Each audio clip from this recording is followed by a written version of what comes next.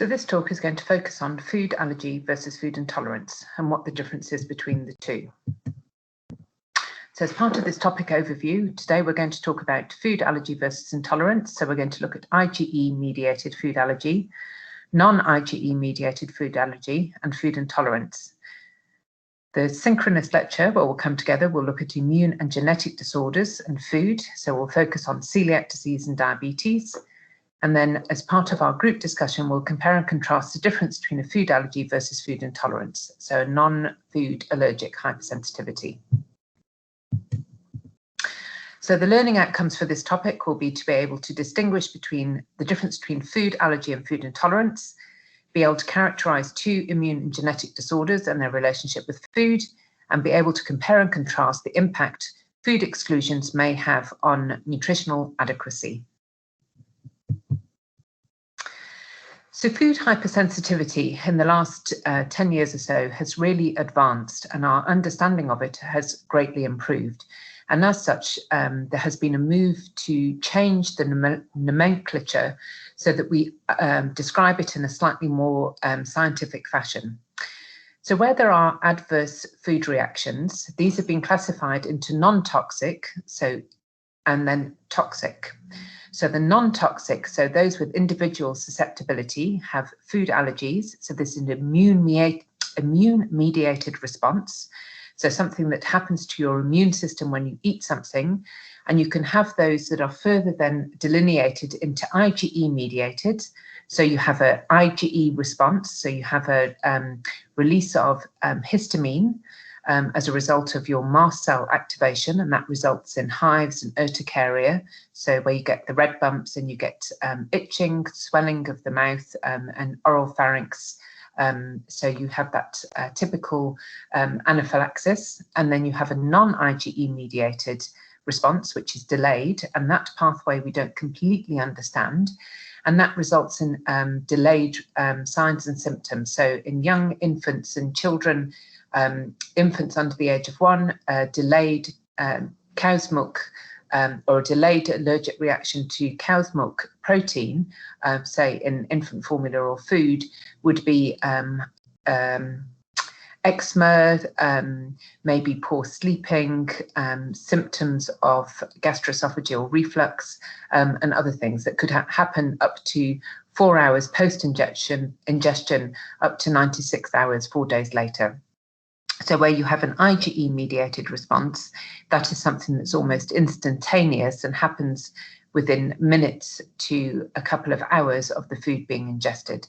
So probably the most common one that we all think about is anaphylaxis to peanuts. And obviously there have been some very unfortunate high-profile cases in the press of individuals who've consumed food from, say, sandwich shops that didn't have the allergens labelled, and they've had anaphylaxis and have unfortunately died. Then you have the non-toxic, non-allergic food hypersensitivity. So this is not immune-mediated, and these are a result of enzymatic, pharmacological, or they're undefined. So the most common one with an enzymatic non-allergic food hypersensitivity would be a reduction in lactase enzyme, which results in lactose intolerance. So 95% of the world is actually lactose intolerant as they get older. So in children, normally they're born with sufficient lactase enzyme to digest human milk and bovine or cows or animal milk, but that steadily progresses and over the age of 5, the majority of the world's population aren't able to tolerate large quantities of lactose-containing food. So often people in countries such as on the African continent or Southeast Asian continent will drink fermented milk. So, for example, in South Africa, it would be something called a marsi. So the lactose content has been degraded into lactic acid and therefore is better tolerated. From a pharmacological perspective, the most common one is salicylate, aspirin or food containing that are high in salicylates. So, for example, apples, cherries, and other such foods, and they can cause a redness or an itchy palate, on a facial redness or itchy palate, so oral allergy syndrome. And then there are undefined intolerances as well. And then in terms of toxic reactions, so those who have reacted something they've ingested. So the most common one, for example, would be scromboid poisoning in fish, and the most common culprit of that is fresh tuna. So again, that results in a massive histamine outpouring, and there's often flushing or redness of face. The other one is MSG or glutamate, which is often associated with Chinese food. So your IgE versus non-IgE mediated allergy, as I said, reaction occurs within 2 hours. So you have pruritus, which is itchiness, erythema, so redness. You have atopic eczema, acute urticaria, and then within the GI system, you have oral pruritus, so itchiness of the oral cavity. You have nausea, abdominal pain, vomiting, diarrhea, and acute angioedema. So you have the swelling of the tongue and the palate.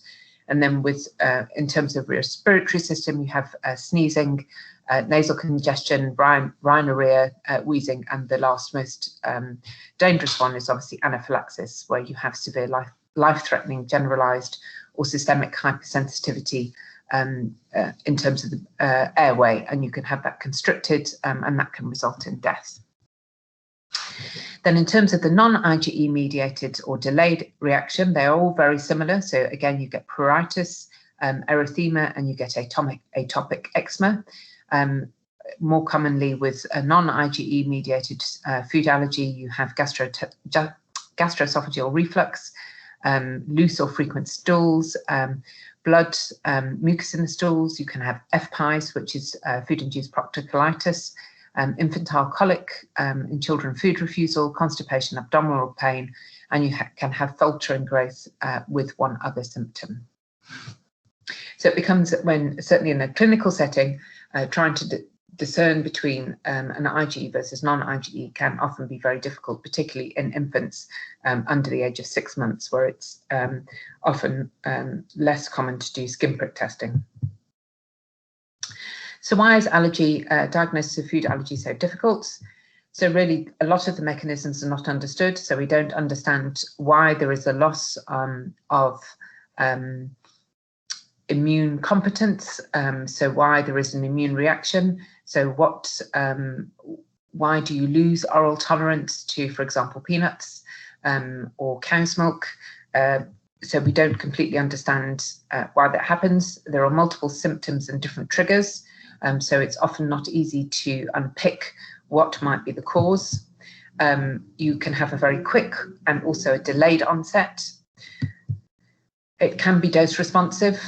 So for example, a child could tolerate a biscuit that contained milk, but couldn't tolerate a block of cheese that was milk containing.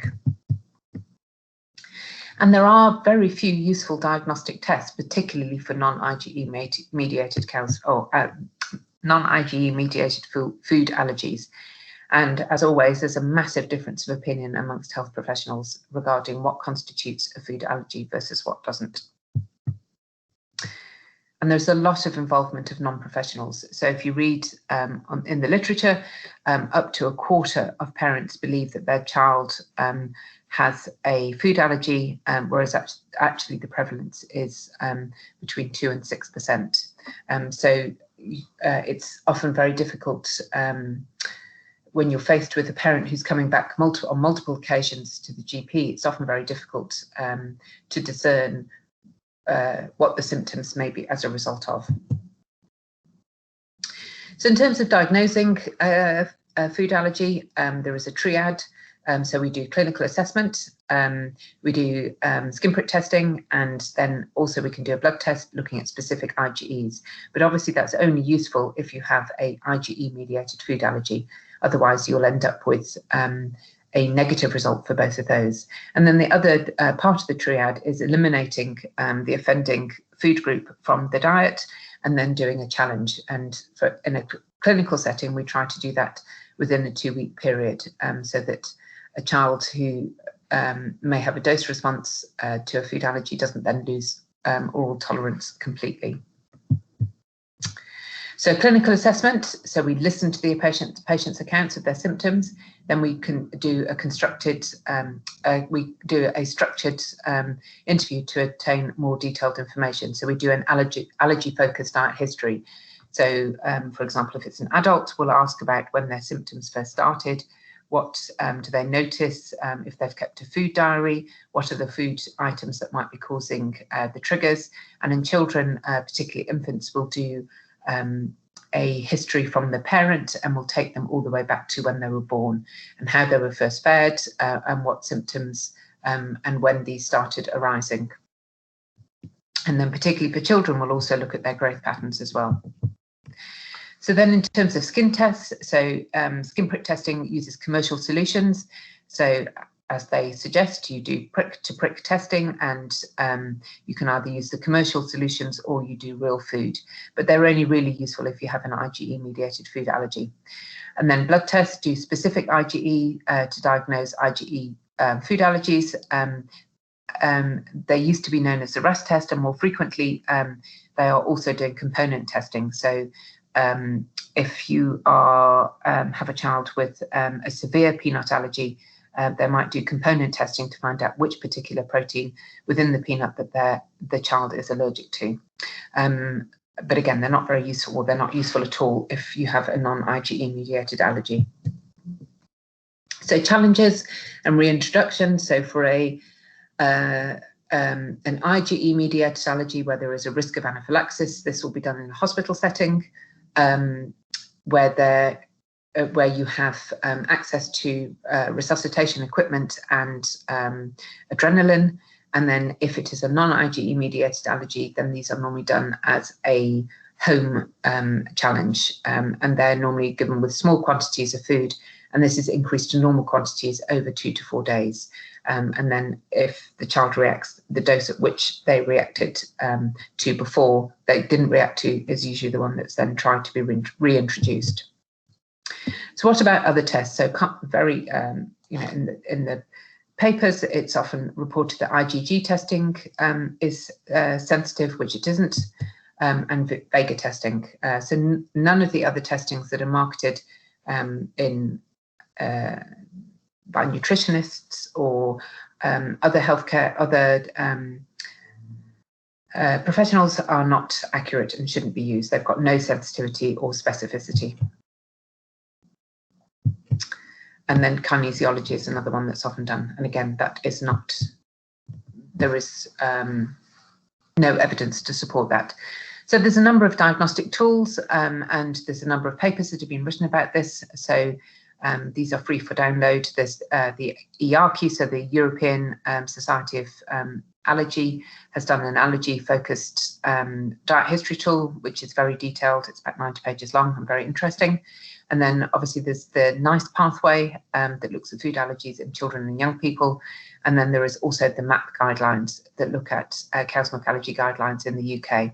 And these are all free for download and are widely used around the country to guide practice for the support and management of children and young people with food allergies. So we also do a diagnostic checklist. So we take a patient history. So then we're trying to consider whether or not they've got an IgE or non-IgE food intolerance. So we take a family history of atopy and allergy. So often if there is a family history of atopy, so does the parent have asthma, eczema, funny tummies? Is there a history of gastroesophageal reflux in the family as a child? So all of those kinds of things. We'll delve back into the family history to find out whether there is an increased risk. So we know that children of parents with who are atopic have an increased risk of food allergy. We also then ask about feeding history. So breastfeeding, so where possible, we continue with breastfeeding, and the most recent advice, certainly around allergy and breast milk, is to continue breastfeeding, but for mothers to follow a cow's milk or soya, whichever food the child's allergic to or showing symptoms to exclude those from their diet. And where possible, we try and continue with breastfeeding because it has a protective effect, particularly against developing other food allergies during the introduction of complementary food. And then we take a medical history from the child. So does the child have asthma, eczema? What are the symptoms? What are the timing of the symptoms? How does it resolve? What are the food implicated, and a diet history? Because obviously it's very important that if you're going to exclude a big food group, particularly milk, that the impact of nutritional on the nutritional adequacy of the diet that this may have. So conditions which may be caused by a reaction to food. So obviously, as we've said, there's a whole massive long list. And it becomes really difficult because there are other things that cause all of these as well.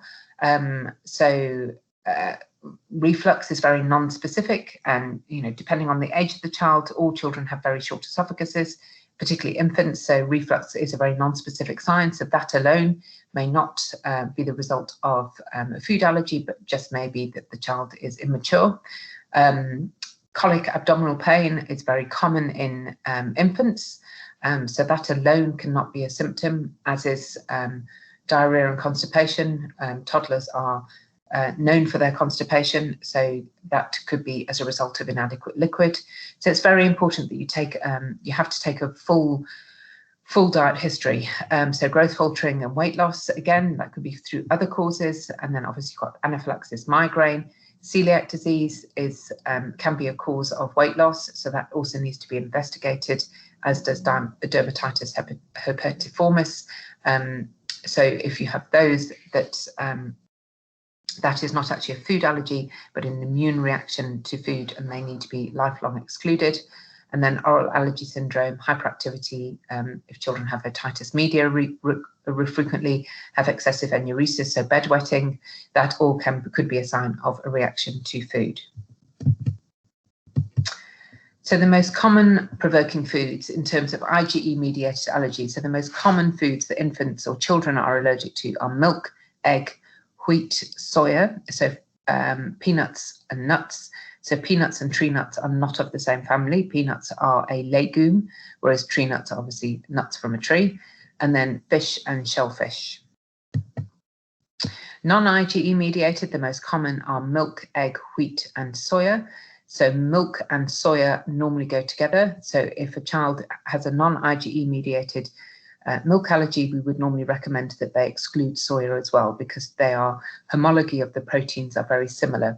So as we heard about in one of our previous talks, that the soya is a high biological value protein, and it has a very similar component to other meat or animal sources of protein. So it has a similar structure. So that's why we would normally exclude milk and soya together. And then additives and colours are common non-IgE mediated allergies. So what's the main risk for nutrients when we exclude these diets? Obviously energy. So in a young child, milk is a massive component of their diet, and it's a huge source of calcium and protein and phosphorus, and vitamin D. So you end up with the risk of having increased risk of rickets amongst young children, and the increased risk of energy, protein, and micronutrient deficient diets. Obviously, if you're going to exclude wheat, there is the B vitamins associated with wheat and fortification. So you've got thiamine, riboflavin, niacin, and B12, and with milk, also you have iron and zinc, and folic acid and selenium. So it's a massive implication. So excluding whole food groups from children's diets must be done with in line with with the support of a paediatric dietitian or someone who's adequately qualified in terms of nutrition, because otherwise we end up with the risk of malnutrition amongst this cohort is very high. So steps to managing a food allergy. So the aim is to avoid an allergic reaction and prevent nutritional deficiency and inadequacy. So where we exclude the food where the allergen, so we give advice for excluding foods where the allergen is found. So we give advice around teaching young people and families about information, on the backs of packets. So under European law, the 14 food allergens, most common food allergens, have to be labelled in bold. So you will often find the name, say caseinate, and then in brackets in bold will be the word milk. We give advice around what foods do not contain the allergen, so what are appropriate free-from foods, what nutrients are found in the excluded diet foods and where there might need to be supplementation. So for young children, we might give a calcium supplement, and we would give a micronutrient supplement to make sure that they have sufficient vitamin D. And then where other dietary sources of nutrients can be found in excluded foods, what other suitable alternatives are there, and where would they get the appropriate nutrients from? So nutritional adequacy of the exclusion diet will always depend on the age and the requirement of the patients, the food and food groups being excluded. Is there a single or multiple exclusion? So obviously the more foods that are excluded from a child's diet, the greater the risk, or a person's diet. The length of time exclusion followed for, choice and availability of substitute foods, and whether a good variety of other allowed foods are eaten or refused. And then other factors associated with that, say medical conditions, ongoing symptoms, and then the financial constraints around that, because obviously free-from foods are often much more expensive than foods containing. So for example, 2 litres, a litre of almond milk is around £2, whereas a 4-litre container of milk is the equivalent to that. So it becomes really, really expensive to follow these diets. The other thing to consider is how much time people have available to create or make food from scratch. So in 2014, the average amount of time spent preparing an evening meal in the UK was reduced to 34 minutes from 1 hour in 1980. Sandwich is the third most popular evening meal behind pizza and a roast. People eat out on average once per week, but also miss an evening meal altogether once per week.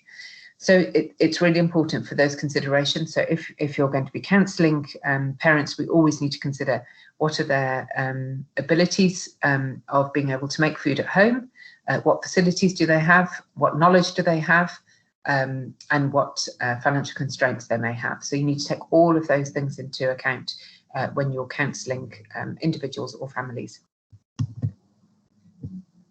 So it's really important to think about time-saving tips. So when you're thinking about reintroduction, we often think about, for an IgE-mediated disease, we think about if the child or adult has accidentally had some food that may contain the offending food, so I don't know, biscuit or a little piece of chocolate that was milk containing, did they have any accidental reactions? So is this skin prick test wheel smaller than the previous reaction, and are the specific IgEs lower than previous levels? So if all of these factors are true, then it could be that they are on their way to outgrowing their allergy. So for the majority of children who are food allergic, they will outgrow their food allergy by the time they're 5, and most non-IgE mediated food allergies will be outgrown by the time that they're 2. That being said, the ones that don't tend to be outgrown are nut allergies, and they tend to be lifelong. So for non-IgE mediated disease, we normally think about reintroducing food when there have been no recent accidental reactions and or they're over the age of 1 and generally been on an exclusion diet for more than 6 months. So we normally want to give an infant a period of time without the offending food in their diet so that their non-IgE symptoms can resolve, so any gastrointestinal symptoms, any eczema, and that they've normally had a successful introduction of complementary food. Because often if you have negative experiences associated with feeding in infants, you can end up with significant feeding aversion. So if children have pain when they're eating, or such as reflux, then obviously they don't want to eat, and you can't rationalise it away to them because they're too young. So we want all of that to be excluded. So in terms of food intolerance, now this is completely different. So remember, this is a non-immune mediated food hypersensitivity, and these are completely different. So these are normally enzyme deficiencies. So we have disaccharidase deficiency, so lactase and sucrase. So you can have intolerance to sucrose, and you can have intolerance to lactose. So lactose being the most common, with 95% of the world's population intolerant to lactose. So you often have another one, which is a genetic inborn error of metabolism. So you will have galactosemia, so they can't have galactose or lactose. And this is very serious because it causes liver damage and other significant issues, growth altering and all of those things, and developmental delay. So it's really important that all aspects of galactose in food, which are also present in small amounts in some vegetables and fruit, are avoided. So that needs strict avoidance, but that's normally diagnosed with blood spot testing at birth, and then PKU, so where infants have to lifelong avoidance of phenyl alanine, and that again involves a strict reduction in the amount of protein in the diet, because obviously phenylalanine is an amino acid, and then trilase is an intolerance or an enzyme deficiency, so you can't break down mushrooms, and that again can cause liver failure. And then you have food chemical sensitivities, and these are pharmacological reactions such as salicylate. So chemical intolerance to naturally occurring foods can be salicylate, so amines, so foods such high in amines are oranges, chocolate, food colorings, so blue Smarties, glutamate, so MSG, in Chinese food, and then artificially added food chemicals such as sulfites. So some people have, for example, red wine is high in sulfites, benzoates and food colorings. So these represent an adverse chemical reaction rather than something that is immune mediated. But again, there's very limited evidence base for this, and often the reactions are not reproducible all the time. And it can cause significant, it can negatively impact on individuals' quality of life significantly. And it takes a long time to determine which ones individuals have issues with.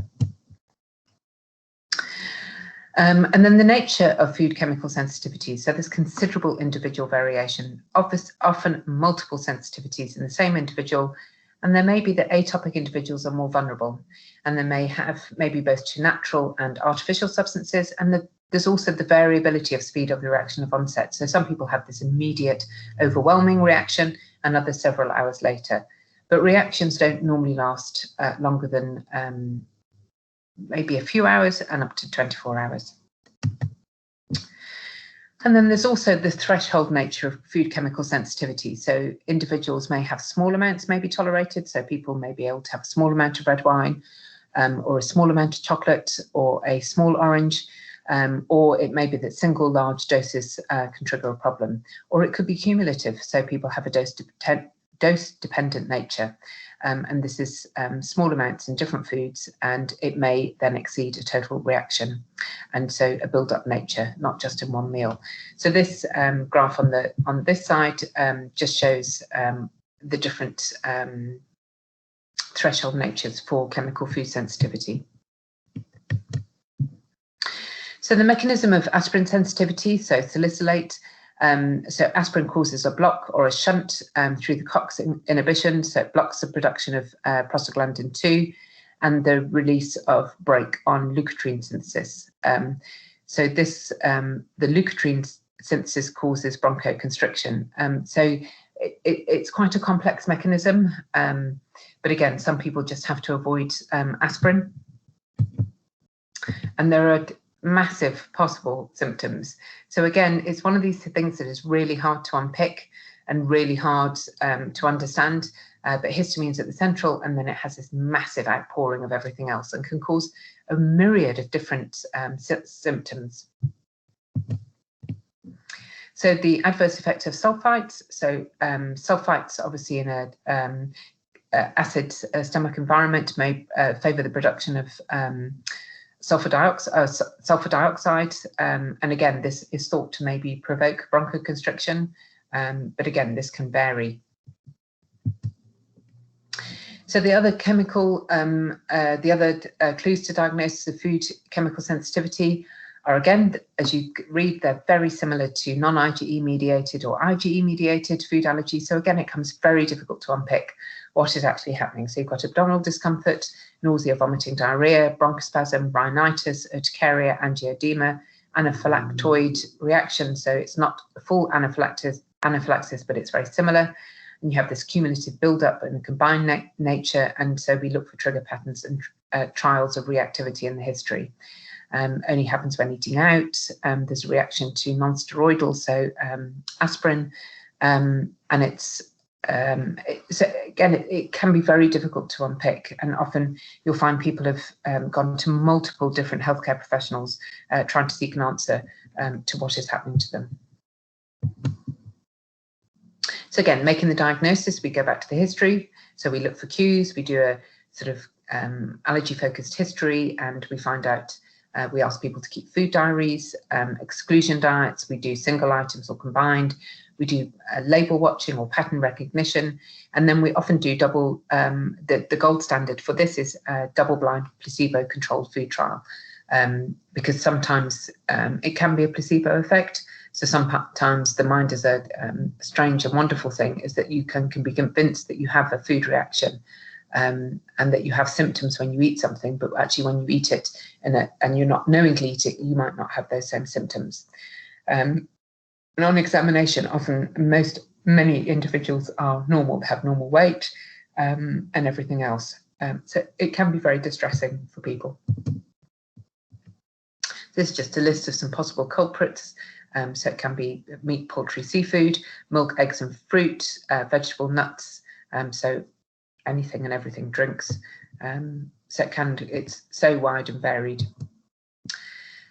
And obviously there are additives. So monosodium glutamate, as I've said before, is the most common one. Nitrates and nitrites, tartrazine, benzoic acid and other azo dyes. So they're commonly used in food, in sweets. So the bright coloured dyes used in Smarties, for example, sulfur dioxide, sulfites and I can't say that word, EDTA, BHA and BHT, and then obviously all your artificial food colours. So again, it's really difficult. Lots of things can cause problems. And then you have a pseudo-allergen free diet for urticaria. So some people may have pseudo-allergies and they just come out in hives all the time. So sometimes we try this oral allergy syndrome as well. We try avoiding different foods. So in summary, food hypersensitivity can be due to a number of mechanisms. So some immunological, so food allergy, and some not, so non-immune mediated food hypersensitivity. An understanding of the likely mechanism is essential when considering how to make a diagnosis and when also prescribing treatment and management. And it's really important to think about nutritional adequacy, cost, and how long it's going to take people to make the food that we are suggesting that they do. And the impact on the rest of the family is really difficult for, say, for example, children who have a food allergy who are going to a birthday party, and they often feel very excluded. So we often give advice about trying to include other children in your child's food allergic diet, so making a cake that all other children who don't have food allergies can also eat, because otherwise they can often feel very left out. It's a fascinating area. So the synchronous lecture that we'll do together will be on immune and genetic disorders and food. And thank you for listening.